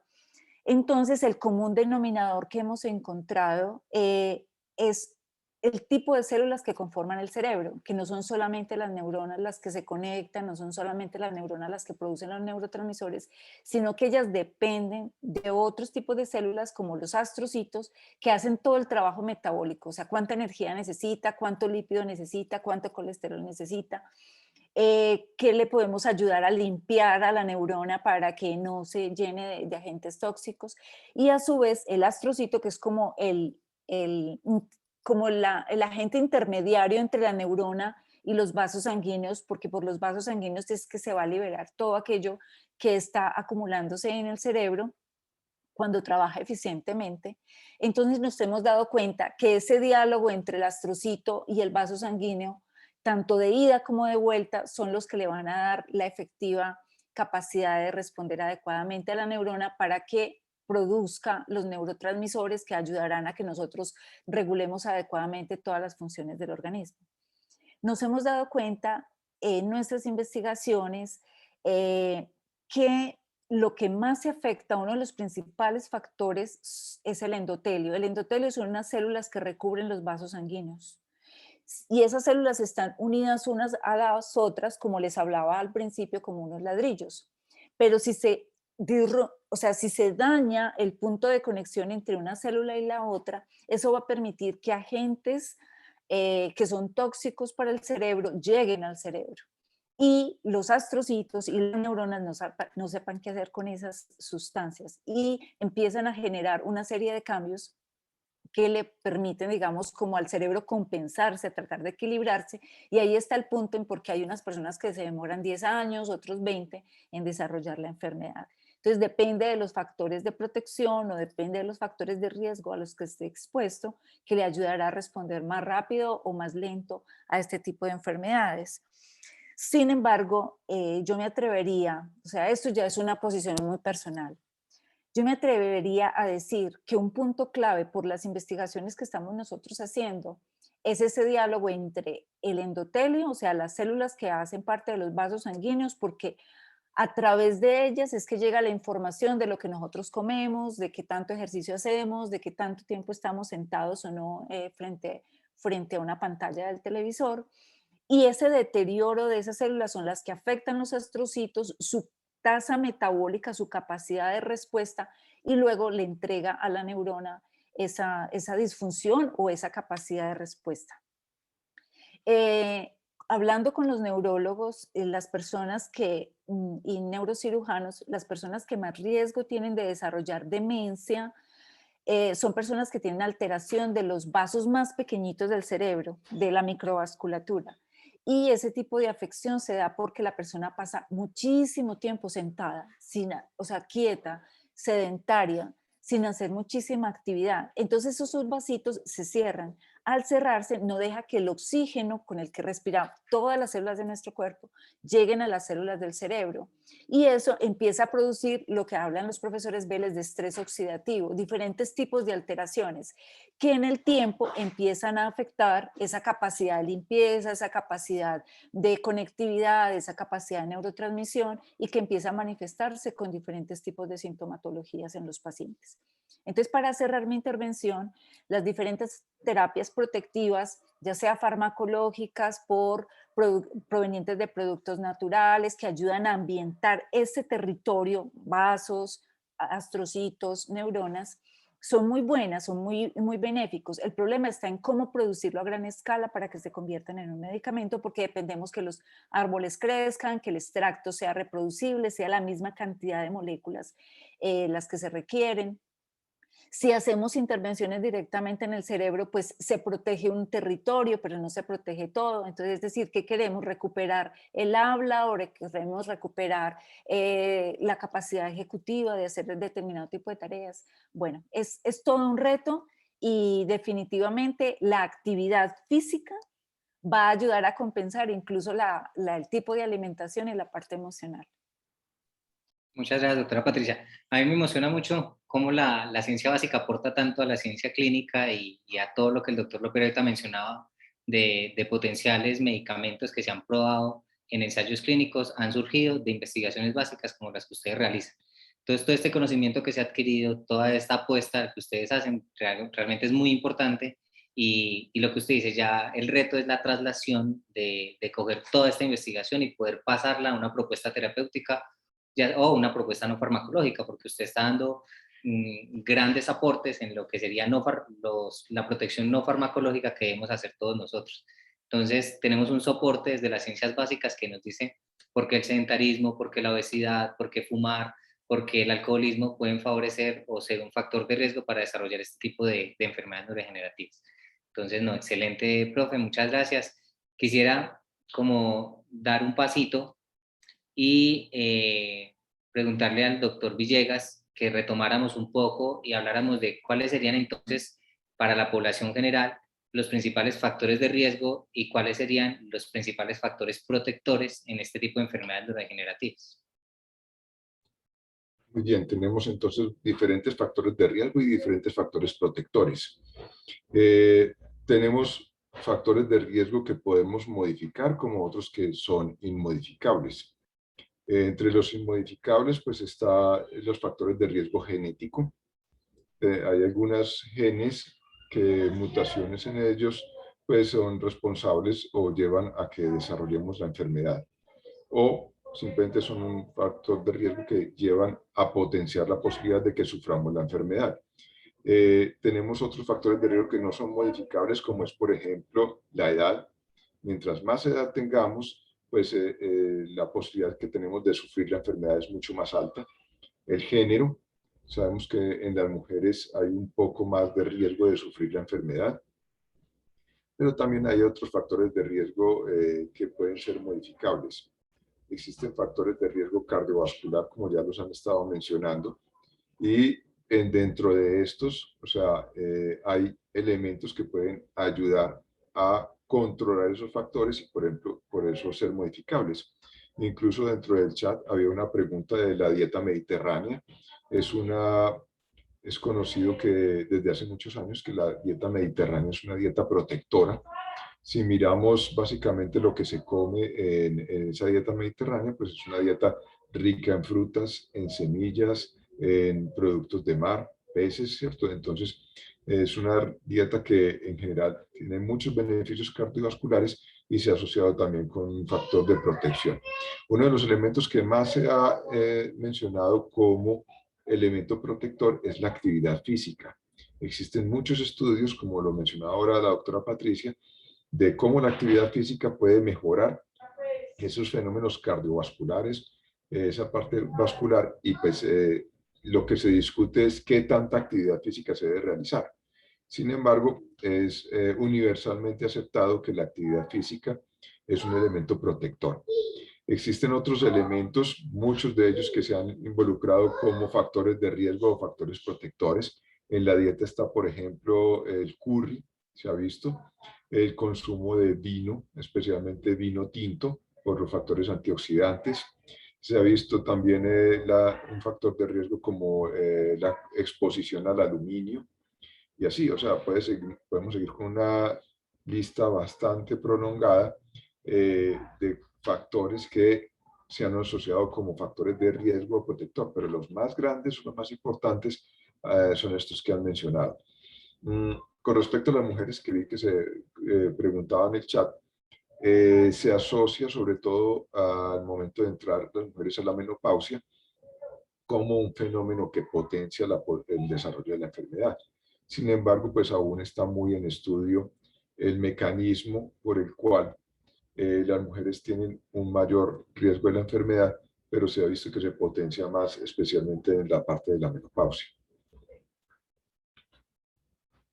Profe, muchas gracias. Doctora Patricia. Solo quería agregar algo que también es un punto que casi no le hacemos énfasis en general, sin embargo es un factor de riesgo importante. Ay, perdón. Y los golpes. Los golpes, o sea, se ha visto que las personas, por ejemplo, los boxeadores o los jugadores de fútbol americano, son como los ejemplos más típicos de recibir muchos golpes, desarrollan enfermedades neurodegenerativas como Parkinson, pero también Alzheimer o incluso enfermedades psiquiátricas. Entonces, yo lo que quiero ahí como hacer énfasis es que el cuidado personal, o sea, yo que tanto cuido, evito estarme accidentando, estarme dando golpes contra, no sé, hay personas que se dan golpes porque no cierran bien la puerta y entonces el carro arrancó y la persona salió disparada. o porque usó una silla que estaba mal ensamblada y se cayó y se dio un golpe en la cabeza, o salir a hacer, no sé, cualquier actividad sin la protección adecuada. Entonces, eso es importante porque hay varios estudios, cada vez cogen más fuerza, en que las personas que sufren diferentes, sin mencionar, por ejemplo, los de trauma craneoencefálico en un accidente automovilístico, pero se ha visto que paulatinamente las personas que reciben golpes empiezan a tener un deterioro en esa capacidad de lo que les hablábamos ahorita, las diferentes células del cerebro, de responder adecuadamente, de limpiar adecuadamente de sustancias tóxicas. Entonces quería también comentarlo porque es una de las cosas que más frecuentemente tenemos en nuestra vida diaria y que a veces no les ponemos mucha atención a los niños, a los jóvenes que son mucho más arriesgados. Muchas gracias, profe, por esa intervención. Doctor Lopera, quisiera preguntarle un poquito acerca del sustento de este estudio de prevención no farmacológica que usted nos contaba sobre Finger, sobre por qué una intervención multimodal es mejor que solo hacer actividad física, por ejemplo. Doctor David, creo que el doctor Lopera tuvo un problema con la conexión. Ok. No sé si alguno de los panelistas quiera como contestar de por qué en medidas no farmacológicas es mejor hacer intervenciones multimodales a realizar solo una intervención como dieta mediterránea o solo hacer actividad física o solo estimulación cognitiva. Yo creo que, pues, debido a que me hicieron antes la pregunta con respecto a los factores modificadores, pues es importante que lo señale. Ahí realmente faltaron otros elementos. Uno, pues muy importante, el que acabo de mencionar la doctora Patricia, con respecto a los traumas encefalocranianos. Es básicamente incluso uno de los mecanismos más conocidos como factor de riesgo para estas enfermedades. Otro elemento que, por ejemplo, faltaba era la actividad intelectual. Mantenerse activos no solamente física, sino intelectualmente también ha sido conocido como un factor de protección. Realmente lo que vemos en estas enfermedades es que son, en el caso de la enfermedad de Alzheimer, como en varias de ellas, son enfermedades multicausales. No hay un factor específico. En muy pocos casos encontramos lo que llamamos una linealidad o un factor directo que diga uno, esto fue lo que causó directamente la enfermedad, sino que hay muchos elementos, incluso la parte emocional también es un factor importante a tener en cuenta. Entonces, debemos tener un mecanismo para la protección más integral.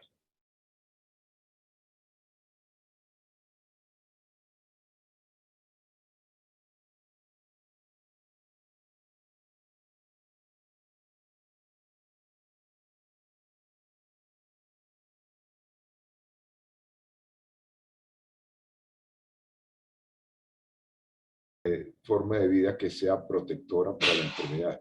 Lo dicho, esto no significa que no vaya a dar la enfermedad, o sea, no tenemos todavía una fórmula mágica que digamos, si usted hace esto no le va a dar, pero todos los estudios que se han realizado a nivel mundial, se ha visto que al menos las personas que tienen estos estilos de vida o estos mecanismos, logran atrasar la aparición de la enfermedad. O en las personas en que no ha aparecido la enfermedad, pues es más frecuente que tengan este estilo de vida. Muchas gracias, profe. Doctora Patricia, ¿quiere agregar algo? Sí, quería hacer como un complemento allí de lo que está diciendo Andrés, y es solamente como para ayudar a entender el por qué es importante la multimodalidad como de las actividades. Porque nuestro cerebro tiene diferentes neurotransmisores. Hay unos neurotransmisores o moléculas que ayudan a que nosotros estemos muy felices o estemos a gusto, estemos satisfechos, mientras que hay otros tipos de neurotransmisores que ayudan o de esas moléculas que ayudan a que estemos generando una adecuada actividad neuronal para almacenar información, ¿cierto? Mientras que hay otros que ayudarán a que sea más eficiente la respuesta motora, o sea, que si saltamos, si caminamos, mantengamos bien el equilibrio. Mientras que hay otros neurotransmisores o esas moléculas e incluso hormonas, no solamente neurotransmisores, que ayudarán a que todo esto se mantenga, o sea, que el dormir bien, como decían ahorita, el comer bien, permite que el organismo esté funcionando y pueda hacer las actividades como emocionales, sensoriales, motoras, cognitivas de manera adecuada y no que se, digamos, potencie una pero en contra de otra. O sea, yo estudio mucho, tengo una superactividad intelectual, pero me la paso 20 horas al día sentada. Entonces, eso no ayuda a que un tipo de actividad sea favorecida por otro tipo de actividad. Entonces, son complementarias. Cuando yo hablaba ahorita de que si elijo el ejercicio, es porque el ejercicio promueve muchos factores en sangre que estimulan a las otras, a la producción de otros neurotransmisores que tienen efectos sobre la función motora, sobre la función emocional, sobre la función sensitiva. Pero desde luego, eso no quita toda la razón que es importantísimo hacer todas las actividades, e incluso la parte, y esta no lo hemos comentado tanto, de relaciones interpersonales.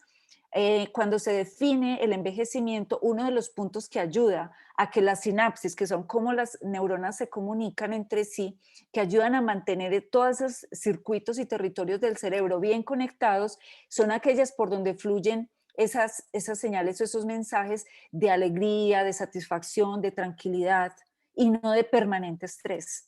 Entonces, el estar acompañado, no estar solo, el tener relaciones interpersonales sanas, ayuda a que también nuestros neurotransmisores y esas moléculas mensajeras pues funcionen adecuadamente y tengamos un envejecimiento sano, o por lo menos no estemos tan susceptibles a desarrollar enfermedades neurodegenerativas. Todo eso ayuda. Si le pones una alimentación rica en frutas y rica en verduras, ayuda. Si le pones actividad física y buenas relaciones interpersonales, pues fantástico. Además vas a sentirte bien, eso es lo más importante de todo esto. Y no solo tú, sino tus familiares, etc. Profe, excelente. Yo creo que hicimos un recuento muy bien de factores de riesgo y factores protectores. Quisiera hablar con la doctora Lucía un momentico y hablar de un grupo de personas muy importantes para nosotros, que son los cuidadores. Los cuidadores, por ese rol que tienen un riesgo muy alto de depresión, de ansiedad, de enfermedad psiquiátrica, inclusive de otro tipo de enfermedades. Y quisiera que habláramos si eso es un factor de riesgo o no para deterioro cognitivo y si podemos hablar de estrategias de prevención para los cuidadores. Gracias, David. Bueno, es que viendo el panorama como nos lo están presentando los doctores, siempre es un poquito asustador, pero si se tiene en cuenta que tenemos muchos factores de riesgo, muchísimos, empezando por la edad, no sabemos por qué se enferman los pacientes, no tenemos medicamentos preventivos y curativos menos, entonces se preocupa uno bastante.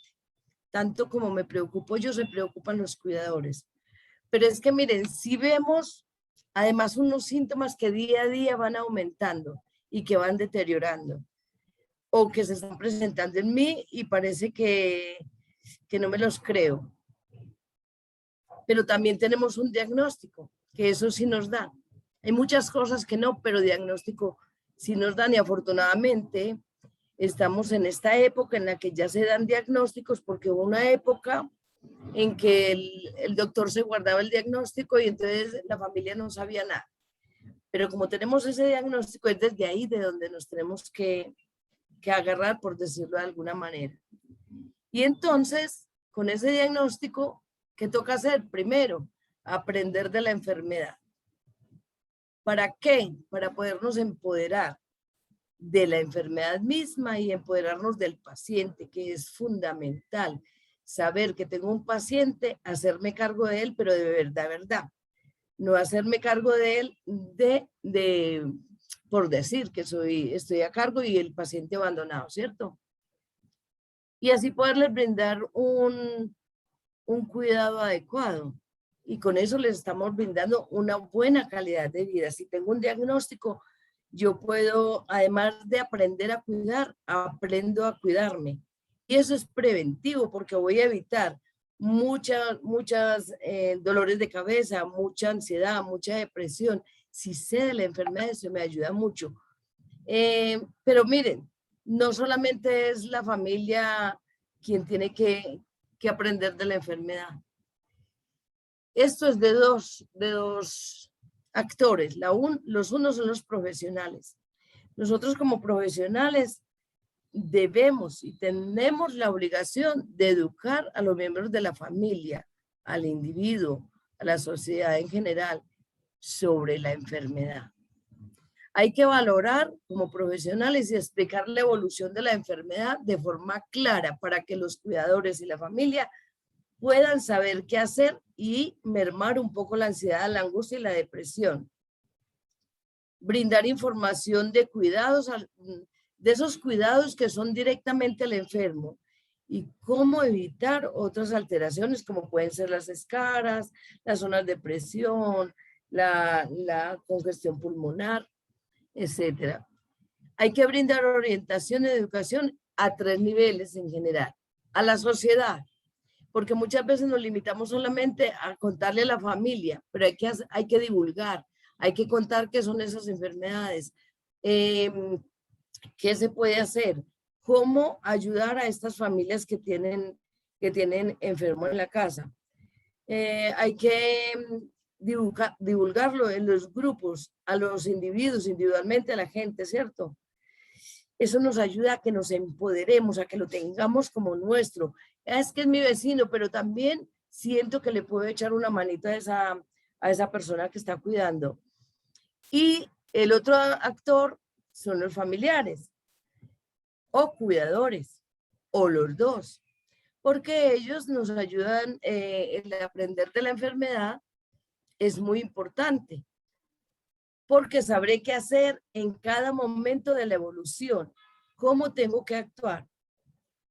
Eso me ayuda a aprender estrategias de cuidado que lleven a mejorar la calidad de vida de todos. Aprender a cuidarse, y eso implica, y esto es muy importante, que la mayoría de los cuidadores y las familias no lo hacen, es aprender a pedir ayuda. No saben pedir ayuda, no quieren pedir ayuda, pero tampoco a veces aceptan esa ayuda, ¿cierto?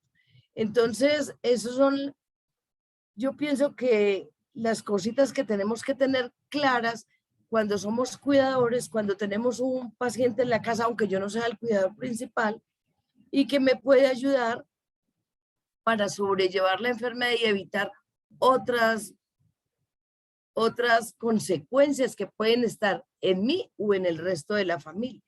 Y además, si aprendo todas estas cositas, seguramente voy a mantener la familia como una piña unida y no disgregada, que es lo que muchas veces pasa. Muchas gracias, Lucy.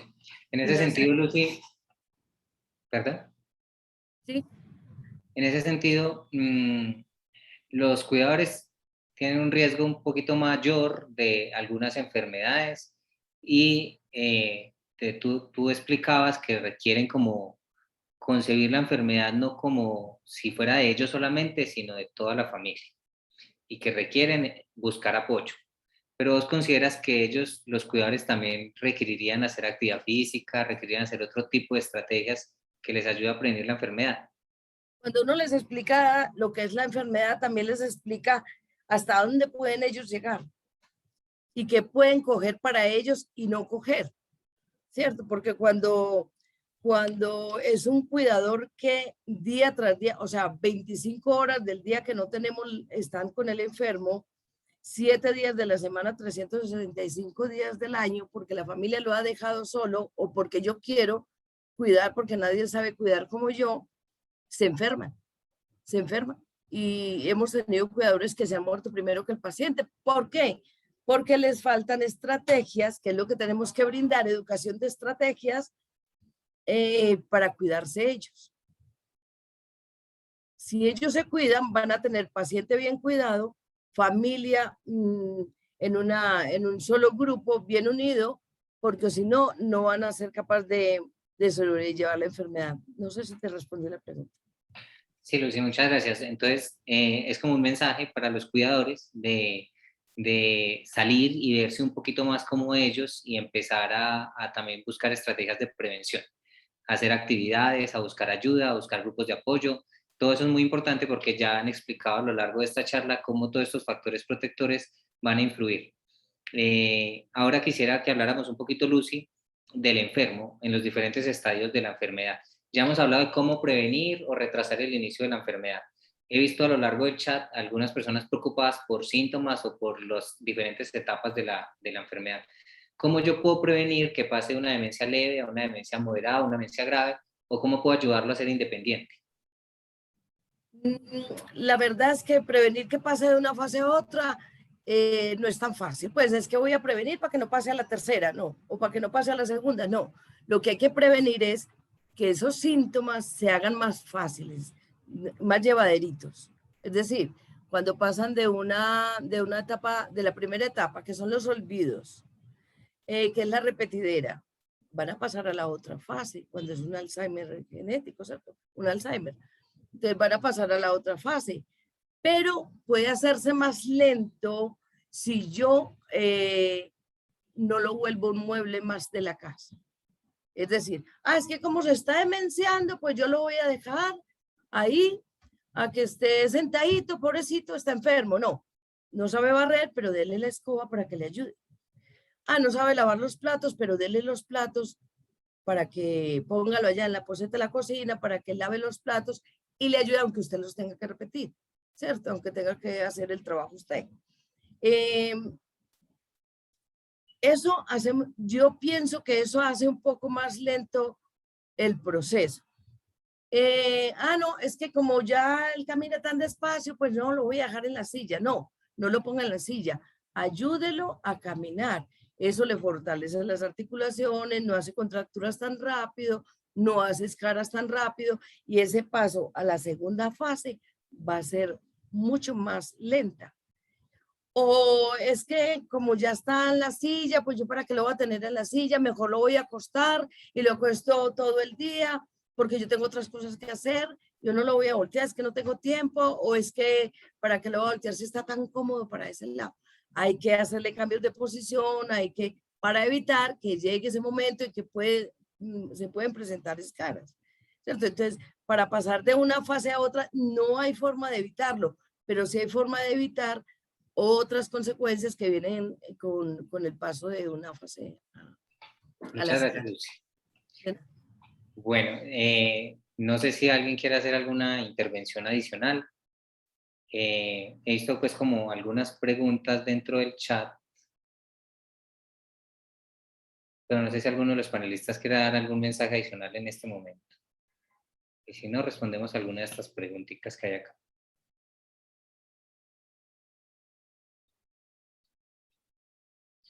Yo quisiera preguntar si yo soy fumador y decido dejar de fumar, o si yo soy alcohólico y decido dejar de tomar, ¿eso me va a ayudar a prevenir la enfermedad? Porque hemos hablado de que debemos tener buenos hábitos desde la juventud, desde el principio, pero si yo ya llevo, no sé, 15 años fumando y dejo de fumar, hay cambios a nivel cerebral, hay cambios a nivel celular, hay cambios en mi estado de salud. No sé si alguno de los panelistas quiera responder. Bueno, yo creo que ahí es importante notar que al estar fumando o estar expuesto ante uno de esos tóxicos, pues el daño está hecho. Es igual que cuando ocurre con el cáncer. Si usted fumó, así haya sido un tiempo limitado, usted estuvo expuesto a una sustancia que es potencialmente cancerígena.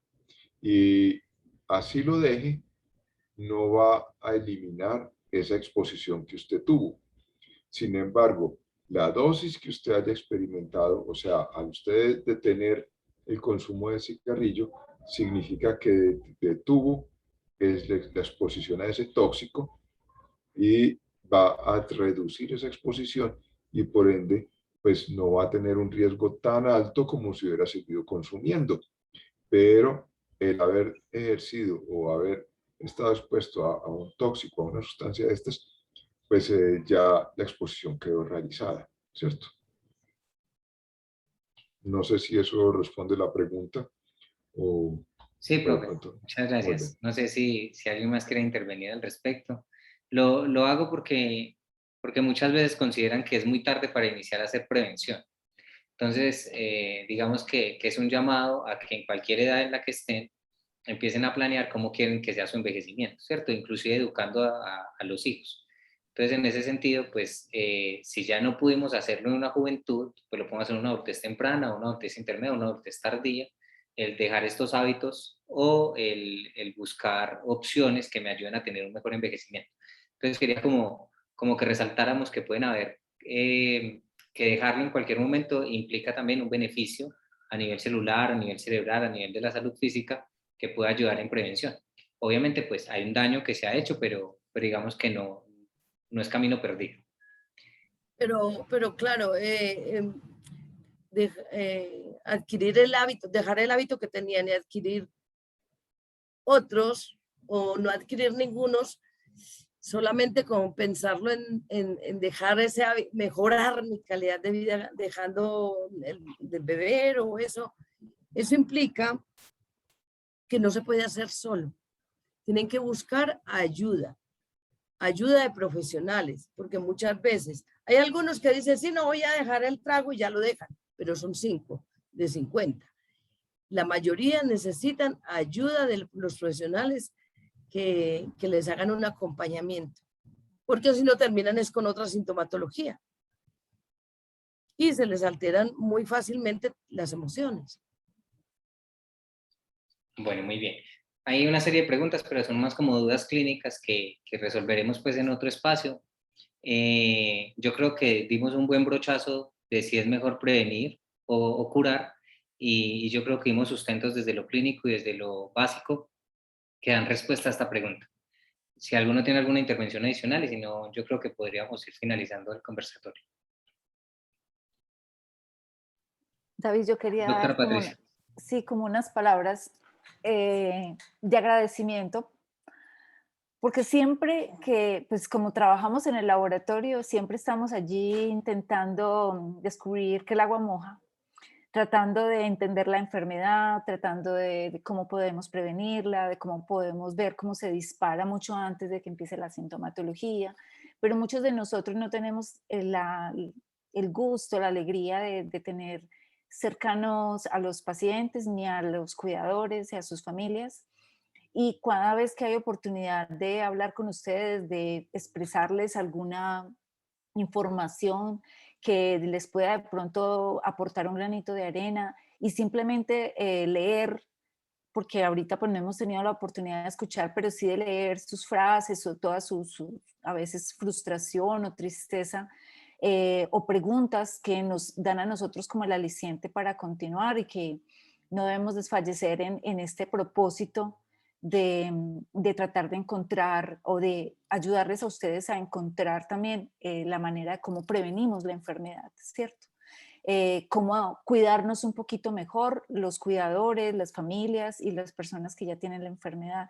Y nosotros desde el laboratorio, cómo podemos también trabajar, porque algún día, aunque no vivamos para verlo, estemos aportando a encontrar la cura.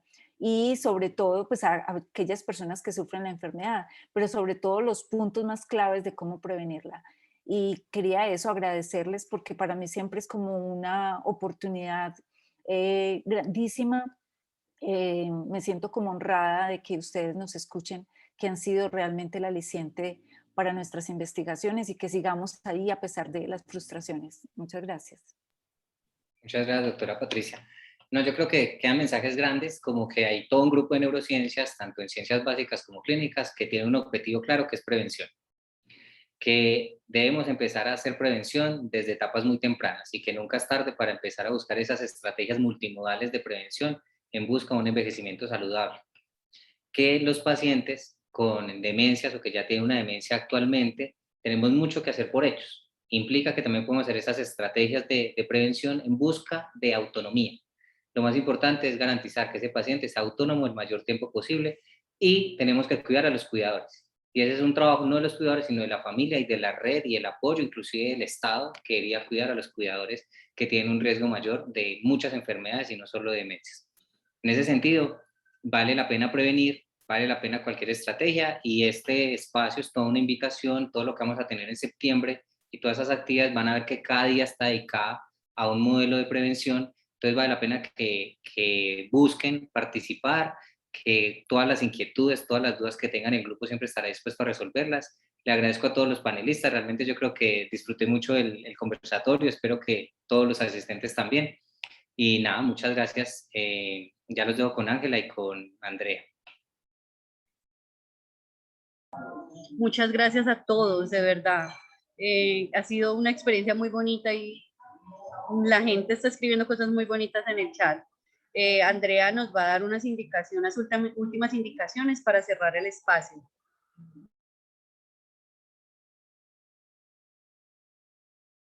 Claro que sí, muchas gracias a todos por toda esa información tan valiosa, este conversatorio tan nutrido. Gracias a todos también los que nos compartieron sus inquietudes. Vamos a tener actividades diarias, como les decía al principio, para quienes no estaban en ese momento. Tenemos una agenda durante todo el mes, hasta el 22 de septiembre, con actividades cada semana, diariamente, a las 10 de la mañana y en la jornada de la tarde de 2 a 4. Vamos a estar publicando toda la información en nuestros medios sociales, en la página web www.cuidarmecuidarte.org. También compartimos a través de correo electrónico toda la programación, las piezas publicitarias y la agenda para que se programen con nosotros cada día y juntos conmemoremos en este mes el Día Mundial del Alzheimer. No es más, les agradezco nuevamente a todos los que nos acompañaron y a todos ustedes, doctora Marlene, doctor Carlos, doctor Villegas, doctora Lucía, doctor Lupera, doctora Gloria Patricia y Ángela, doctor David, Diana y Alejandra, que nos acompañaron también. Gracias. Gracias. Muchas Gracias por la gracias, invitación. Andrea, por la invitación. Gracias Muchas a todos, que estén muy bien. Enriquecedor. Gracias. Que estén muy bien. Muchas gracias a todos, que estén muy bien. Hasta luego. Hasta luego. Que estén bien.